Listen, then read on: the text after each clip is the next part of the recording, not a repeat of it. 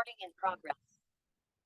Good evening, all. My name is Yasmin Passar. I'm an environmental planner with the City of Hoboken, and joined with me, I have Director Jennifer Gonzalez and our team from Arterial here tonight to discuss the third public presentation for the Church Square Park Vision Plan. Before getting started, I wanted to just briefly, as people are continuing to come in, go over some housekeeping rules for this meeting. We are going to be going through the slides Arterial will be presenting, and we have here a Q&A function at the very bottom of the screen where you can continuously send us your questions as we go through. And at the end of this presentation, we will hold a Q&A session. This meeting is being recorded and will be provided on our city website. And without further ado, I'd like to introduce the Arterial team. James and Lexi, feel free to take it away. Thanks. All righty, great.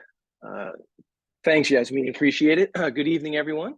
So on behalf of our team at Arterial, I just wanted to really start by thanking the city for the opportunity to work with them, along with all of you, the public that we've been meeting with and capturing feedback from during the process of putting together this vision plan for Church Square Park. So if this is the first time you're joining us, or just as a reminder, my name is James Robato. I'm a partner and director of operations with Arterial, and Lexi Smaldone, who is our project manager, she's joining me this evening. And I'd like to start by briefly looking at where we are in the process.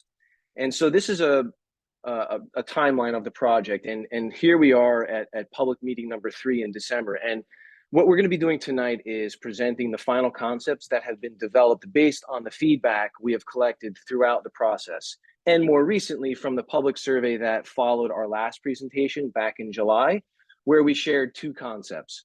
We'll again collect more feedback tonight, anything that you may have during the Q&A period after the presentation.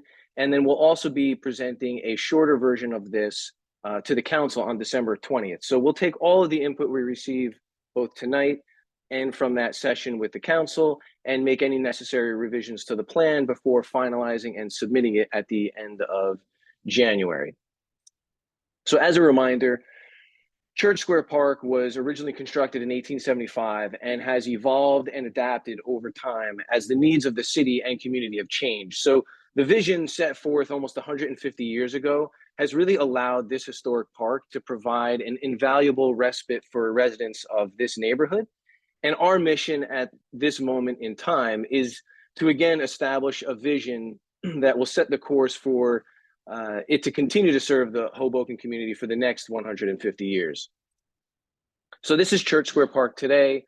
Garden Street is on your right, Willow Ave is to the left. And again, this is really just to show a quick visual of the current park layout. We looked at this on the last presentation, so we're not going to spend much more time on it. Also previously noted, one of the most important elements of the park is the historic tree canopy itself that provides shade throughout. And in 2020, the city had completed an assessment of mature trees, launched an annual arboricultural program, and the vision plan will factor in the recommendations from this assessment. As we've developed the vision plan, we've really done our best to incorporate and work all of the mature trees into the design concepts, along with planning for new trees. And as I mentioned while briefly reviewing the timeline of the project, we've received a lot of invaluable input during the process from a large cross-section of individuals. We're not going to rehash any of this necessarily, other than just quickly revisiting some of the high-level feedback we received that really directly affected the vision for the park. So this way you can make those connections as we go through the vision itself. So for starters, when we first put out the initial survey, 65% of survey respondents wanted to see a balance of active and passive uses. So some of the common requests that we saw were upgrades to the existing playgrounds, the splash pad, the dog run, expand the flexible turf area, add pickleball and fitness areas.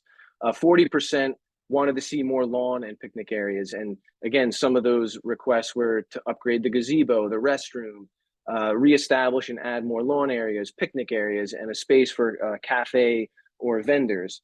And then 25% of respondents wanted to see landscape improvements, things like native species, community garden space, pollinator plantings. So again, just briefly kind of reminding us of some of the feedback that we've heard that directly affect the vision itself. So the next three slides were previously presented, and we just really wanted to use them to visually communicate the existing park organization. So this slide really breaks down the park by active and passive uses.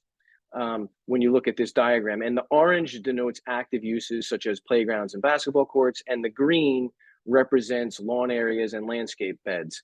It was mentioned in our last presentation that both the splash pad, in particular the splash pad area and synthetic turf areas, were really flexible spaces that accommodated active and passive recreational uses. So we've just noted that with the colored hatching that you see on those areas. And again, much of what we heard was developing a better balance and organization between the passive and active uses. So this chart really just provides, again, a further breakdown of those square footages, which we looked at previously. So the one key point that I'd like to just remind everybody about is that there are many active and passive uses vying for a limited amount of space. So Church Square Park isn't growing. So there's a lot of competing uses here that we really have to balance. So that was, one of the challenges. And without spending a whole lot of time on this graphic, again, we shared it in the previous presentation. What we wanted to do was underscore that the current arrangement of park facilities could really be improved by creating a more unified restructuring that better integrates active and passive areas. And then we had just briefly looked at some general best practices as it relates to park design.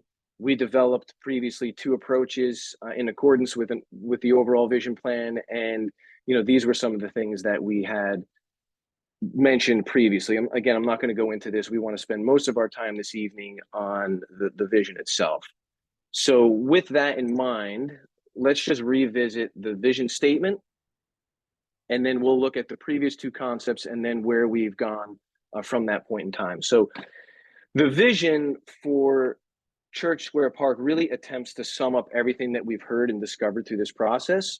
So that vision reads as, the vision for Church Square Park is that of a dynamic and inclusive community hub, preserving its historical significance, embracing diversity, offering flexible spaces for active and passive uses while honoring and restoring its landscape areas.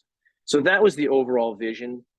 Underneath of that, we included some key moves that would help bring that vision to life. So some of the key moves, starting at point one here: reorganize park uses to eliminate conflicts between passive and active uses. Again, restructuring the park organization, trying to eliminate conflict between primary paths and playgrounds, maintain active use and passive use balance, improve the landscape and limit the removal of existing trees, create a variety of seating areas and types, address the conflict between the dog run and Our Lady of Grace, improve the restroom to meet City of Hoboken park standards, activate the gazebo, and reestablish lawns and develop a rotating maintenance program. So these were some of the significant steps in order to achieve this vision. So we wanted to remind everybody of that. With all of this in mind, we had developed two concepts to address the issue of reorganization and balance in two distinct ways. First, the one on the left here, we had termed the oval, and the oval shifted the active uses to the perimeter and reestablished the oval as a passive space for strolling, sitting, and community gathering. So you can see that here, these active spaces being pushed out to the edges and the passive spaces surrounding the gazebo. And we collected feedback on that concept. Concept two was the central spine, which was really dividing the active and passive uses along the historic spine, which connects up to the gazebo in the middle. and really having passive uses on the west side and active uses on the east side.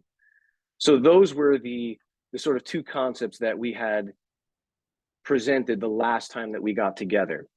It's also important to note while we're on this slide that a number of Vision Zero improvements are incorporated into this, and we'll get into those a little bit, but just want to make sure that it was also the edges of the park itself, the streetscape. So we put out a survey after that last presentation, and here was the feedback that we collected.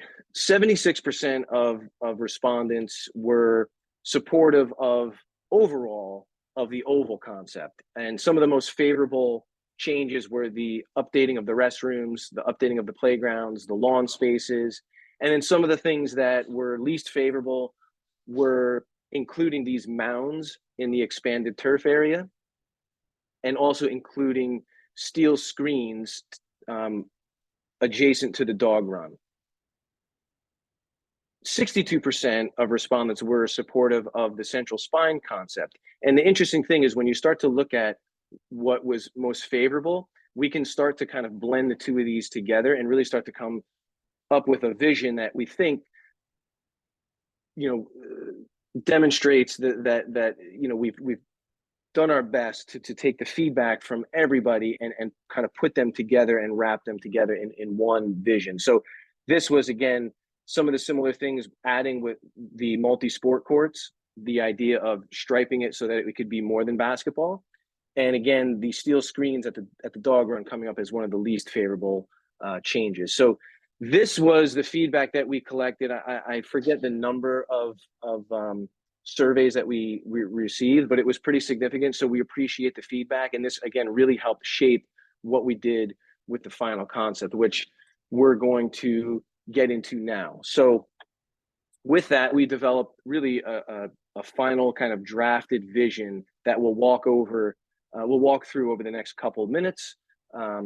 And as we get to the end, we'll then shift to question and answers. So looking at the current arrangement of the parks, we refined the concepts, we incorporated the feedback we received, and the result it has on the structure of the park can be seen in this slide when you compare the existing condition, which is here on the left, again, the orange being the sort of active uses and the green being the passive uses, to the restructured version on the right here, where you see the active uses being pushed out towards the edges with like landscape bed, passive sort of buffered space along the edges, and then the green denoting more passive space, which is surrounding the gazebo.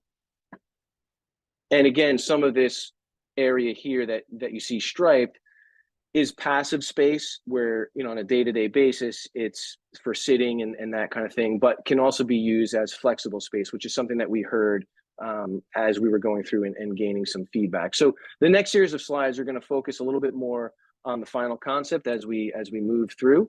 But again, here we see the balance of 50% active uses versus 50% passive uses, trying to minimize any conflicts and mitigate as best we can, knowing that we can't resolve everything, but restructuring and reorganizing these uses to hopefully accommodate everyone in a bit of a better way. So you can sort of see this here. And I want to just keep moving through these slides as again, we're going to spend more time once we get into the actual design of it. So this slide, this diagram really shows how the uses have been shifted around. So the flexible turf area, if you can see the mouse on the screen, is again located in the same spot, but it's expanded because the concrete sidewalk that existed through this portion has been eliminated. So we've been able to expand that area, provide a nice landscape buffer, and also, which you'll see when we get to it, provide some fencing and things to sort of protect this area from the street. The basketball courts here pick up some extra space with the elimination of the concrete sidewalk through the middle of it. It also helps us to eliminate some of the perimeter fencing, but you see how this area lays out here in orange. The outer two quadrants along the left side, along 4th Street, the playgrounds move into these quadrants. So you could see 0 to 5 here and 5 to 12 here. The dog run in its current location with the added planted buffer along the edge of Willow Avenue. The 2 lawns, on the quadrants by Willow and 5th remain in the same place. And then you see in the middle here around the gazebo, a picnic grove, this lawn area, again, trying to get more passive spaces around the gazebo itself. The spray plaza being located here. The gazebo is renovated and includes a continuous set of steps, opening it up this more to performances that can take place on these lawns. So again, that's just a quick moving through of the quadrants and how they lay out. And then just if we were to lay out the spaces themselves, you'll see this sort of square footages that account for the active and for the passive spaces. So at a glance, what you can see here is that aside from the paths and lawn areas, which see a slight decrease, the square footages remain about the same or increase. So, and again, the spray plaza and this zone here that's in purple, we're saying can be flexible, so they could represent both passive and active spaces depending on the use. Okay, so now that we're kind of through some of that, what we see now on the screen is a bird's eye aerial perspective showing how the vision for the park lays out. So what I'd like to do is just call out some specific elements over the next few slides, but we're going to stay on this slide for a moment just to go through a few main key points, but we'll then walk through in detail a little bit more the various quadrants. So one of the biggest pieces of feedback that we heard was the restoration of the landscape. Historically, this park was a respite from the city where one could escape and enjoy a more natural setting. So the vision really builds on previous efforts, looking at native plant palette to complete some of these areas, a variety of tree species, shrubs, and perennials, again, all focusing on natives. And 2 of the important facets when we talk about the landscape is a plant bed fence, which we'll see in some renderings to come, that will really help protect the beds, and irrigation for all beds and lawn areas. And again, we're trying to mitigate some heavy usage, trampling, and just, these things become difficult when you have a lot of people vying for use here. So the plant bed fencing will help mitigate the landscape beds from being trampled on. Irrigation is going to help establish plants and keep up with maintenance. So those were some important things that we think you see here when you consider the landscape, when you look at some of these beds, irrigation and that protection is going to become important.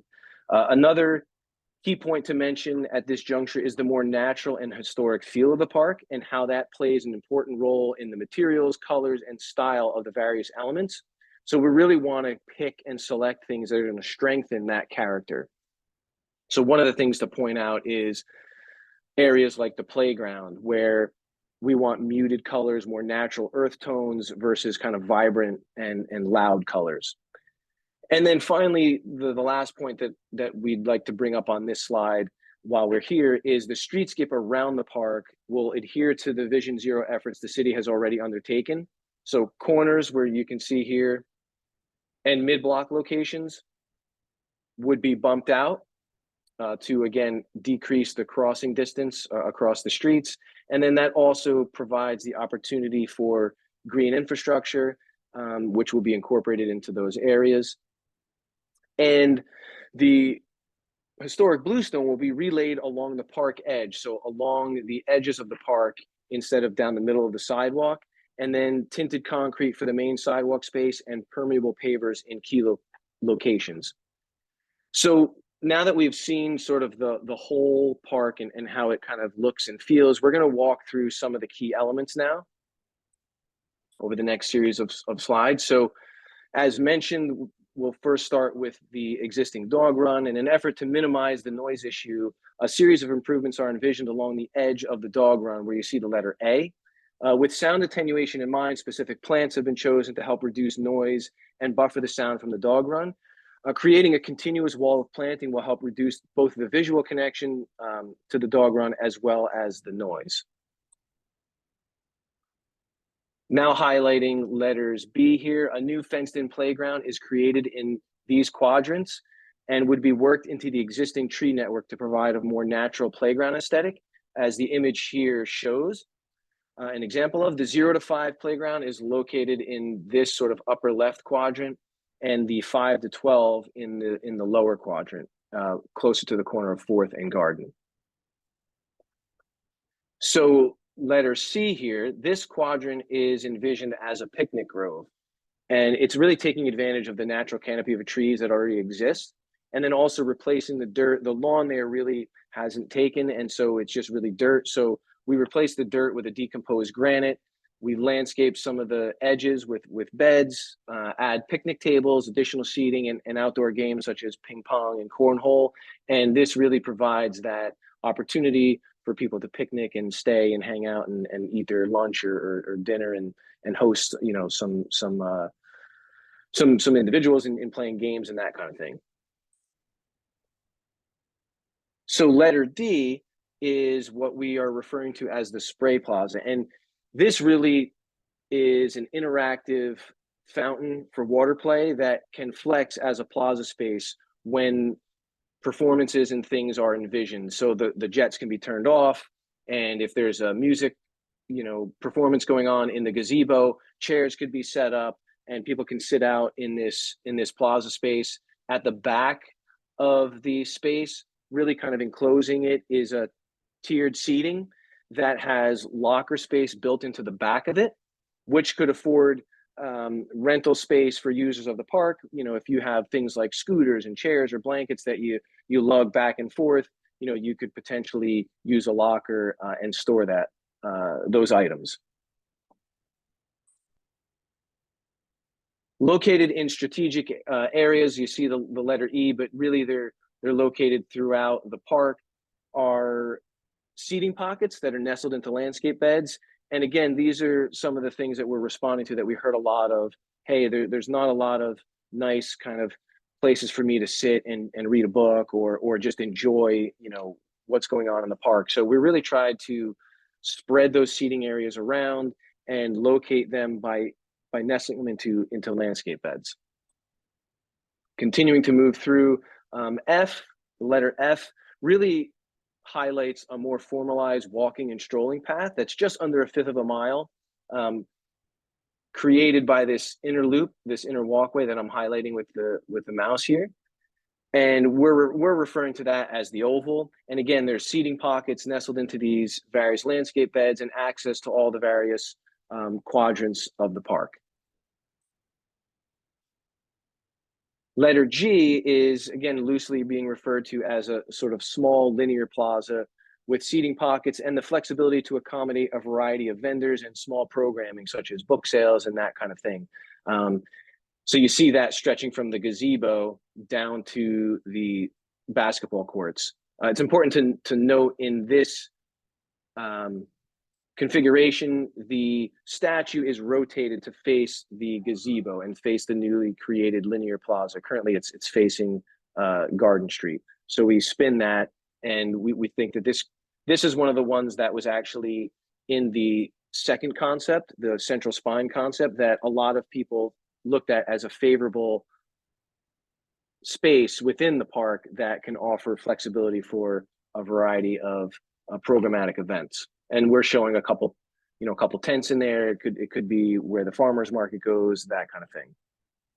So continuing to move along here, with the elimination of that concrete sidewalk on both this side and on this side, I neglected to mention it here. This is how we gain more space for the 5 to 12 playground.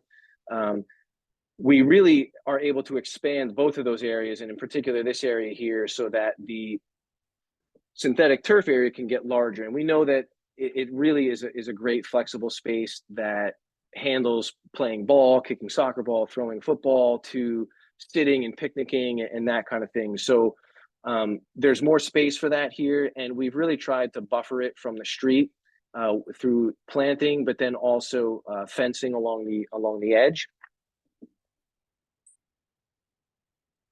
And lastly, the courts are renovated to eliminate the concrete sidewalk that separated the two full courts. So that occurred right here.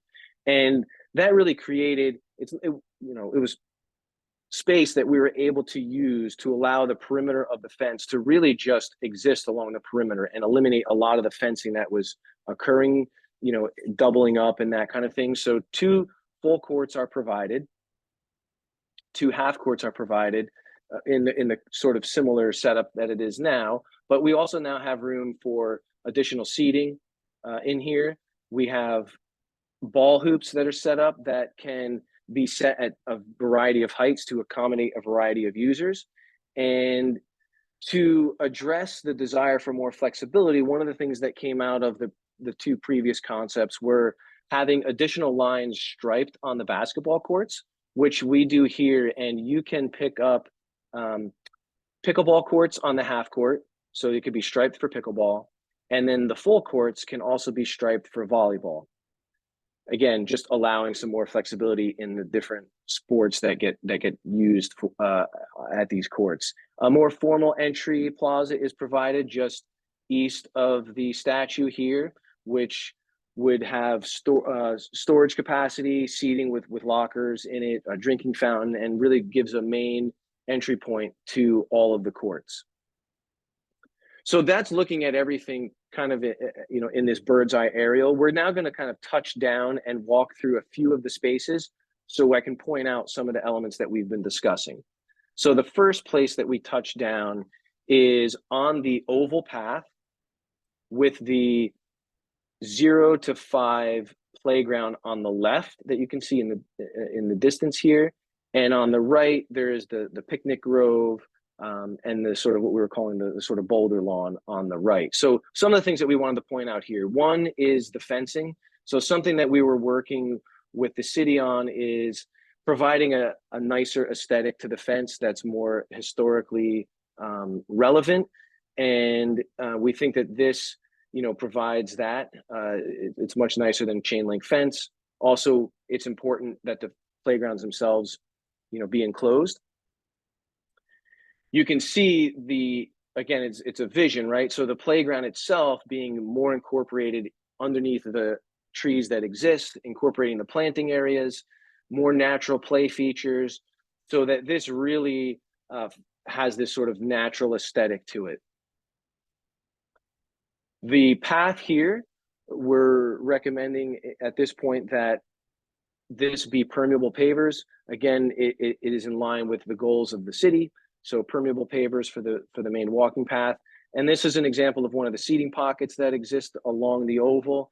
You see the sort of historic classic benches here tucked into this planting bed. And you see the plant bed fencing here. And, that's really, a 12 to 18 inch fence that's meant to discourage any walking and crossing through, also any dogs and that kind of thing, so that it protects the planting.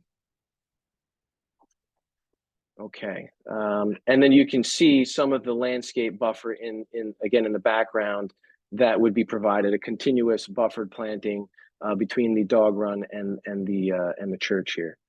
Now we're going to hop on the other side of the oval, and this, you can see we're on this oval. There's some of this seating pocket on the left here, again nestled into landscape beds, and on the right the lawns. And you could see the perimeter fence in the background, replacing the railing that's there. And again, one of the reasons for that is as the playgrounds have that perimeter fencing, we wanted to match that throughout the park itself. So some of the other highlights here is making sure that these lawn panels are irrigated, so that way as those maintenance programs roll out, there's irrigation there, which is going to really help establish the lawns and keep up with maintenance. So in this view, we walk down towards that linear plaza. So the gazebo is to the back of where this is taken. And this plaza on a day-to-day basis is a nice area where people can sit along the benches, but it can also accommodate various programmatic elements. So it's flexible to host maybe a farmer's market, you put some tents up and that kind of thing. There could be sort of a little coffee vendor, book sale, this kind of thing, some temporary seating. So it's really meant to be a space that is flexible to accommodate, whatever is envisioned to be programmed there. And then, pointing out that the statue is rotated to face the plaza. You can see in the background, again, the fencing taken in the same style as the fence that we saw around the playground to really make a cohesive perimeter fence that has that historic character to it. Again, permeable pavers, and the same things apply as in the previous views. So then we move to the side of the gazebo. And what you can see here in this view is the gazebo being renovated to have these steps opened up on most sides.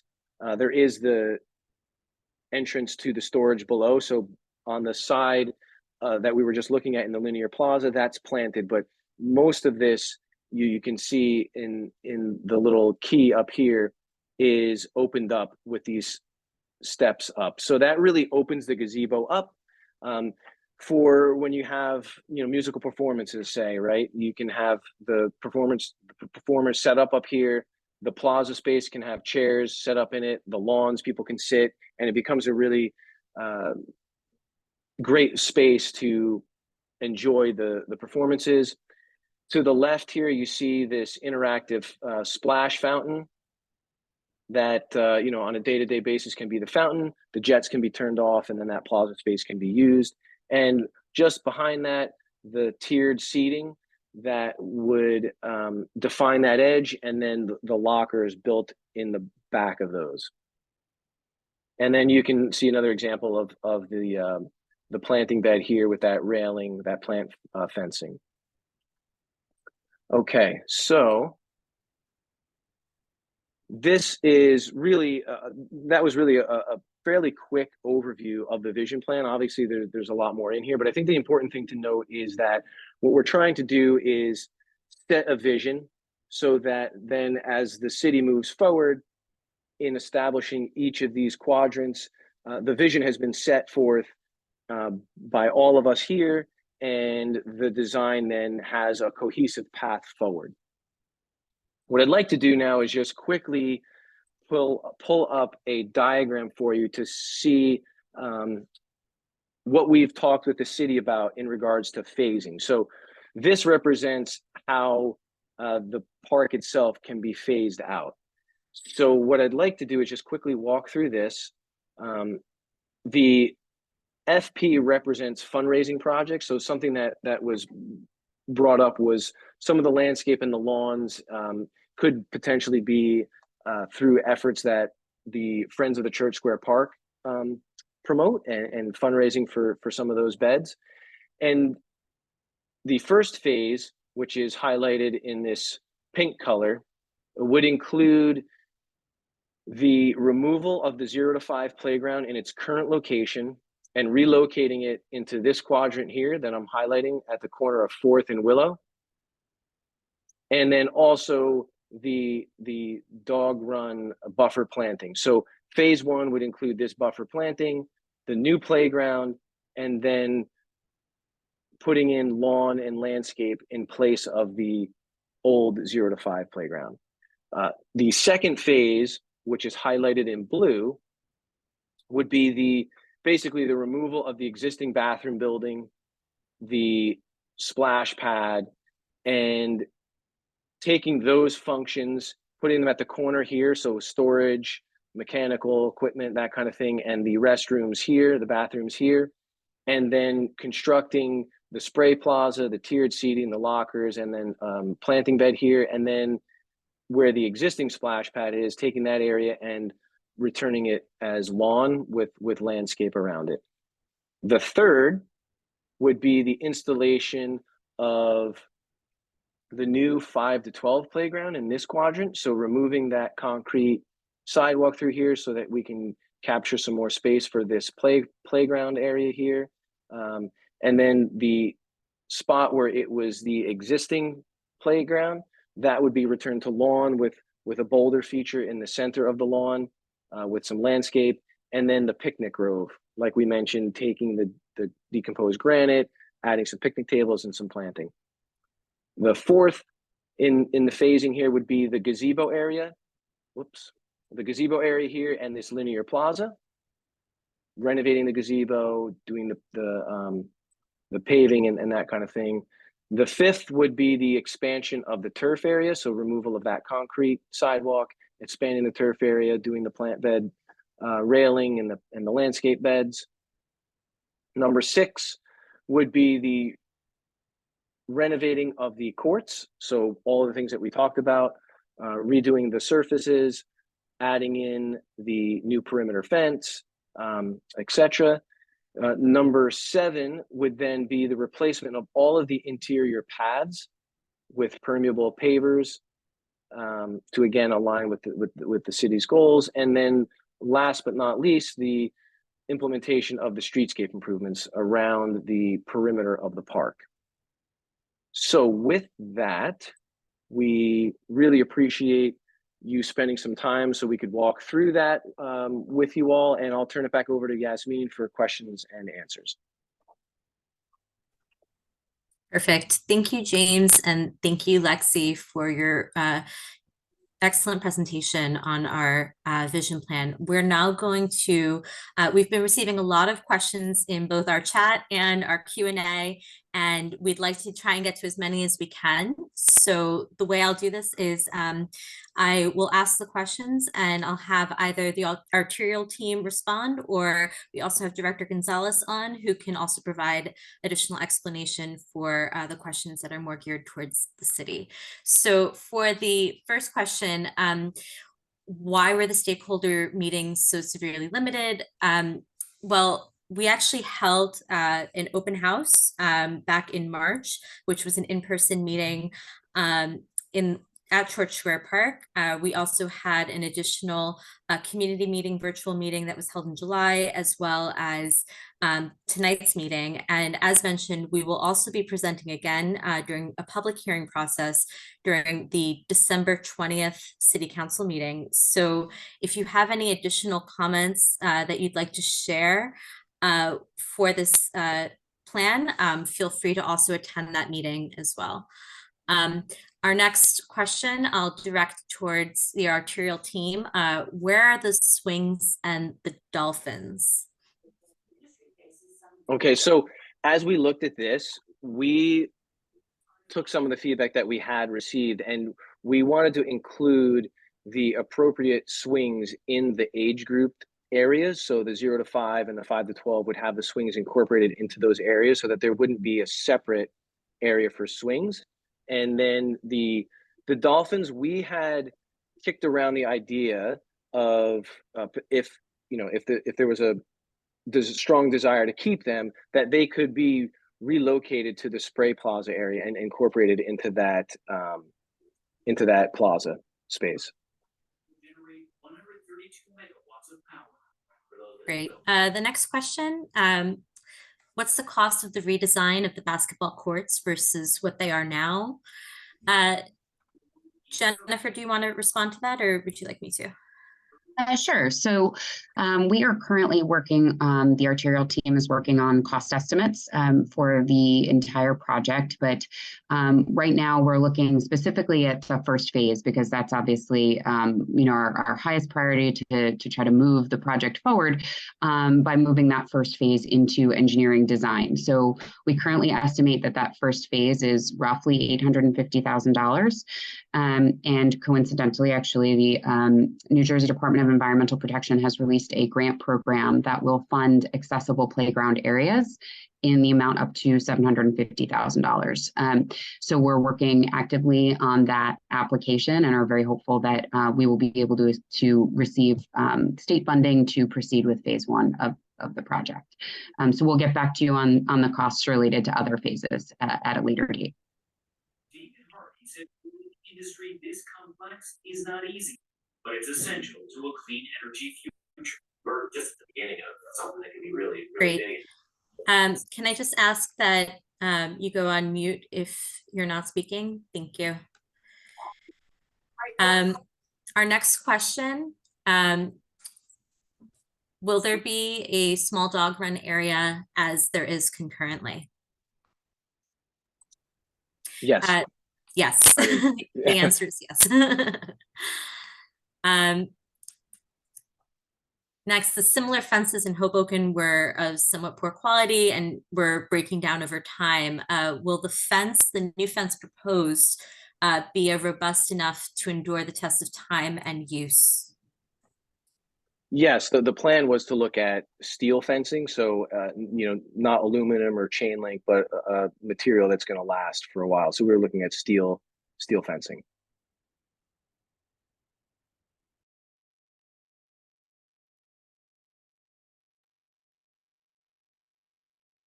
Great. Another question for Arterial. We got a question about what can be done to balance the desire for historic preservation, native with the color and interest of plants for all seasons that currently exists in the park. I'm just going to ask you to repeat that one, Yasmin. Sure, sorry. Thanks. So what can be done with respect to the existing trees that are there to keep the historic preservation and native with the color that's existing in the park currently? Right. Yasmin, Yes. Yasmin, if you don't mind, I think that might be my question. So if you don't mind, I'll explain it better. I'm sorry. No worries. So I was asking about the balance of what I'm hearing a lot of, which is we want everything to be native species. And I'd like to see inspiring colors. And so a balance of this desire to be historic and have native species with the need to inspire people when they enjoy the park in all different seasons. So color and variety of plantings. Yes, thank you. That does help. So, like the first part of the question with the trees, it's important, and the vision really sort of sets out to preserve any of the existing trees that are there, work around them. We've done this in a lot of other projects that we've worked on. So it really is about the means and methods of how you go about, say, doing a playground where there's existing trees and how you protect those trees. So that would be of utmost importance, and totally agree with making sure that there's a nice balance of color and seasonal interests. So we've worked up a plant palette that we think does a good job of providing sort of that structure for the winter, but then also in all seasons providing those pops of color that are inspiring, as you're mentioning. So absolutely considered that, and is going to be included in the draft, the vision plan itself, a plant palette to guide that.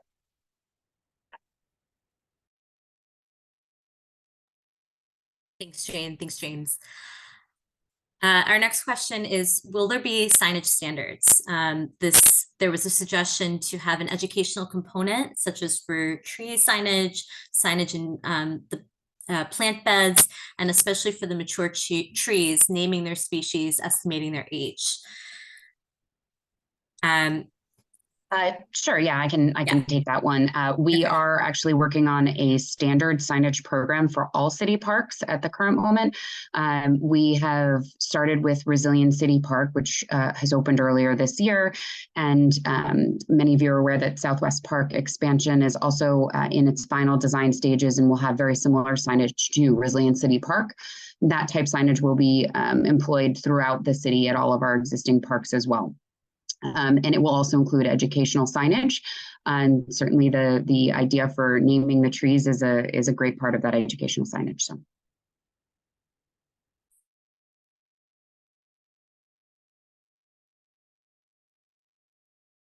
Great, thank you. Another question for Arterial. Why are there solid materials versus turf around the gazebo?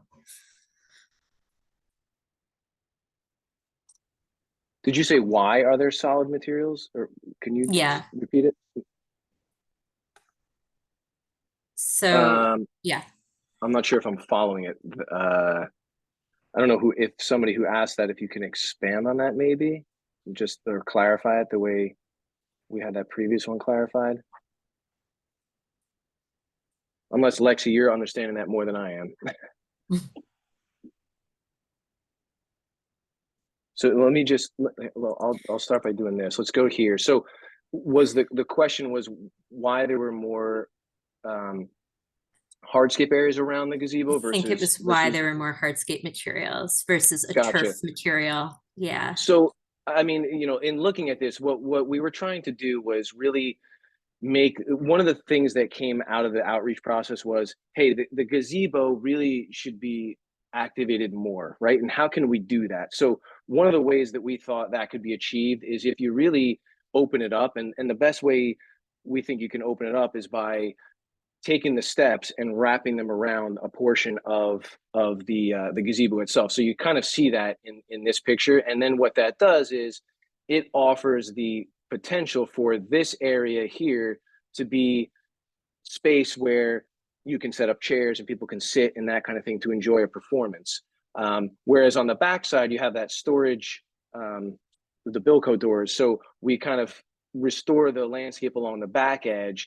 And then in general, around the gazebo, we're trying to restore more of a natural setting with the lawn spaces, the landscape and that kind of thing, other than the picnic grove, which, you know, we were suggesting be decomposed granite because it's already just, it's really just dirt at this point. So it gets that heavy use. So, you know, that's how I would respond to that question. I think it balances.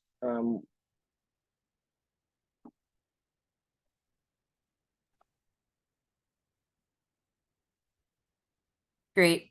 And will there be additional year-round water fountains throughout?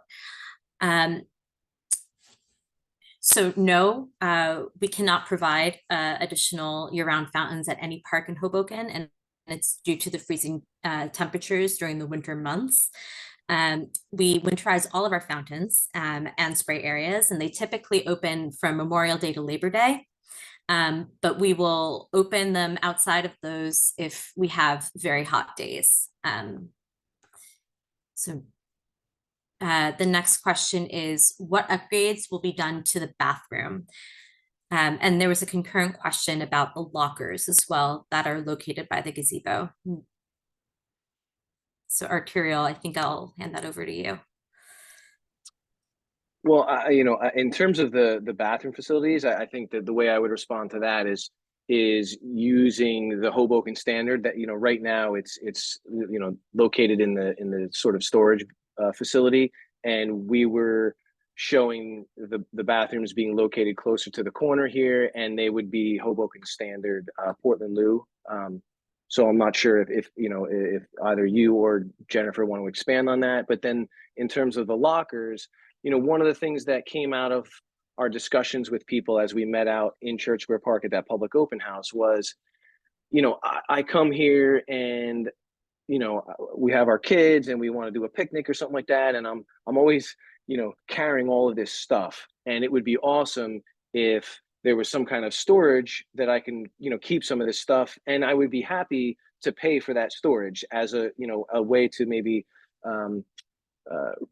bring some revenue to the park. So it was something that we thought could work into the back of this tiered seating, so that you already have this structure in place and the storage could go tuck into that tiered seating. So at this point, I'd say it's a vision, and how that rolls out and how that operates is something that would be handled in phase 2 when that comes around. We had one question here about the dog park. Are the proposed planting shrubs that are proposed for that area sufficient to muffle the sound heard in the church? So that is the plants that we're selecting. We you know, any plants that we're selecting for that area, the idea is the way the plants themselves and then the way that they're planted is specifically to help sound attenuation. So yes.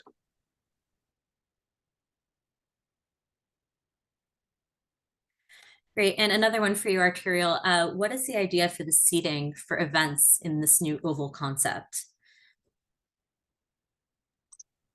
Sure. So let's just say there is, like I was mentioning before, there's some kind of concert or something like that, or musical performance in the gazebo.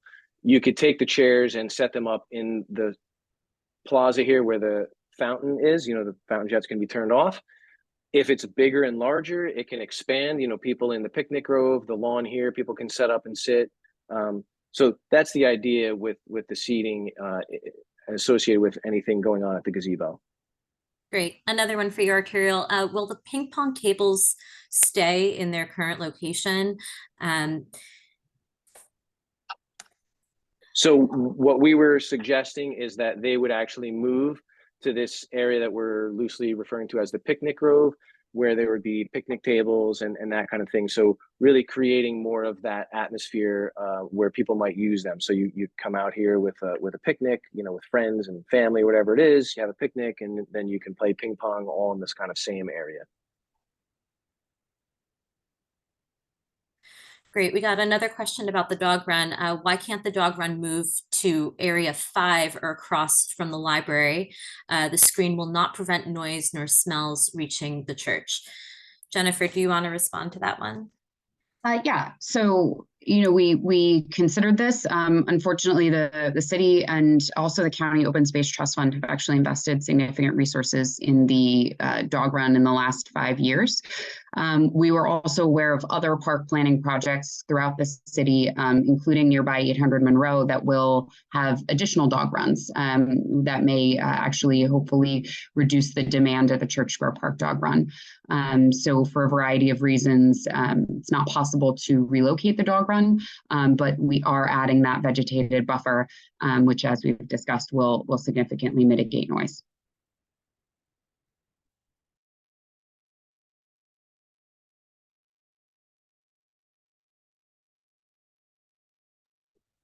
Great. We had another question about moving the dog run, but I think that we just responded to that. There's another question about 2 large Atlas blue cedar trees in the north front. I'm not really sure what this question is. Can they be left to grow, or can they be transplanted? Yeah, I know which ones you're referring to. Okay. I think what we would say is, if it's possible to keep them, that's the most viable option, and then plant it around. I think to transplant such a large tree, could be difficult. So I think that probably the best move would be to keep them if that's viable.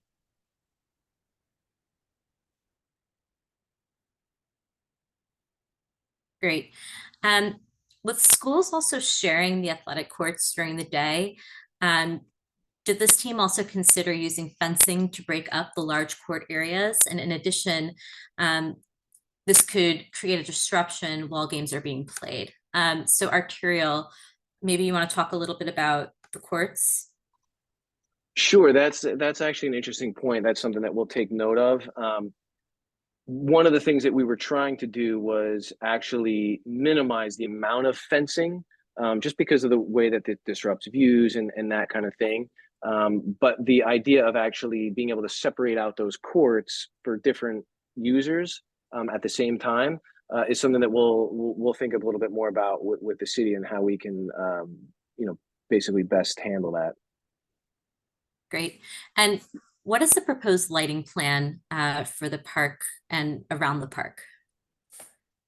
So at this point, from a vision standpoint, we would be saying that we would want to adhere to certain light levels, making sure that there's adequate light for for the whole park, the coverage of the park, so that people feel safe, that they can, that they have that perception of safety, and it's adequate in terms of code and standard and that kind of thing. And then as the different phases roll out, like, that'll have to be looked at in those different phases. Great. Another question about the gazebo. Is it going to be tall enough? And would there need to be an extension of the roof? And how will the gazebo have power for lighting to support its future performances? Sure. So the way that we're envisioning it at this point was that the gazebo height and the structure itself isn't really going to change. It's going to remain the way it is now. It's just going to be opened up. And then also we could talk about making sure that there's electrical hookups and that kind of thing to make those performances and things like that easier for electrical demands.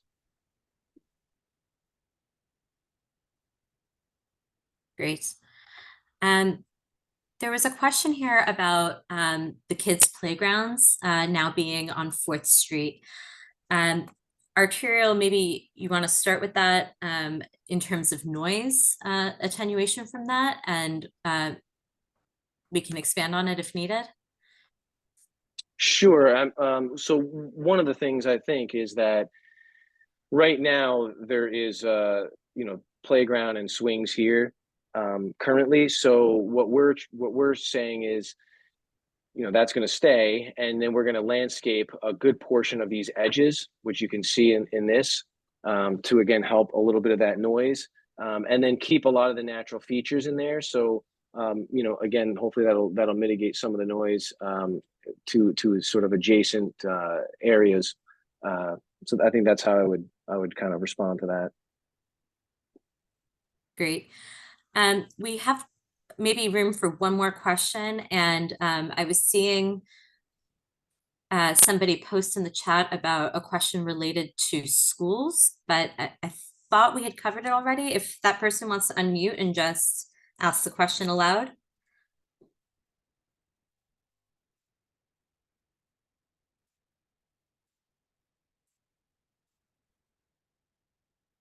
I think that was Jennifer Barberi. Hello, can you hear me? Yes.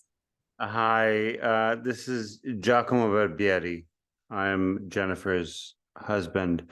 Yeah, I was just going to ask about how you see schools interacting with this design, because we know they really do on a daily basis, and we were just wondering how you do.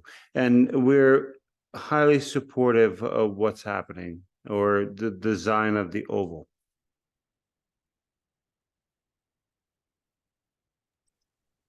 Great. Sure. Thank you. I guess. Yeah, go ahead, James. Thanks.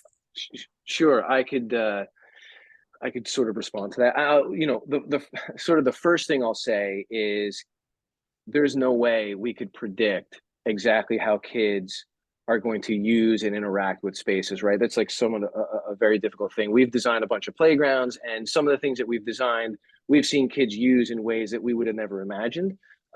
So we really try and keep a pretty open mind in terms of how kids are going to use it. I think one of the things that we're trying to do is make sure that the areas where the kids are heavily using it, like playgrounds, should be fenced in, right? They should be enclosed areas. That kind of gives a comfort level to parents when they're there after school hours with their kids, but then also teachers and things like that. It could help keep them better together.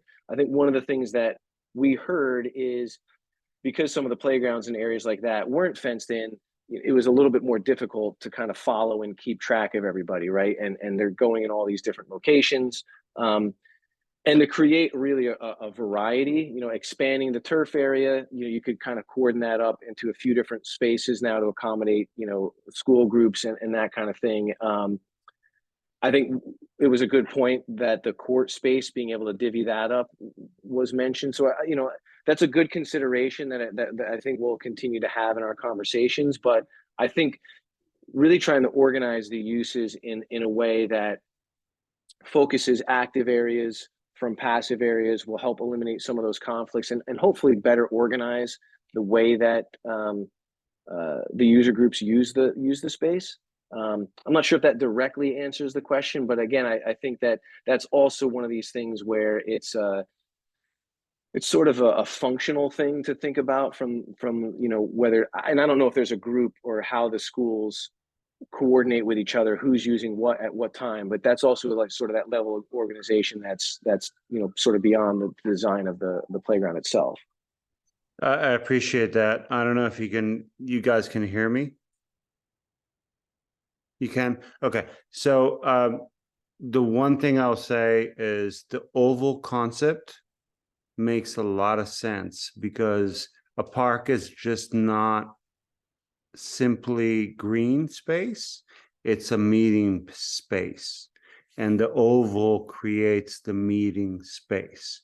So I'm very supportive of that. Thank you. Thank you. Very, very well put. Thank you. With that, unfortunately, we've reached our time. If you have any additional comments, or if you feel that your questions have not been responded to, you can feel free to email us and we will do our best to respond. As mentioned, the next meeting will be the public hearing during the December 20th City Council meeting. And with that, I'd like to thank the Arterial team for their hard work on this vision plan. They've done a phenomenal job. And I wish you all a happy rest of your night and happy holidays and Happy New Year. Thank you.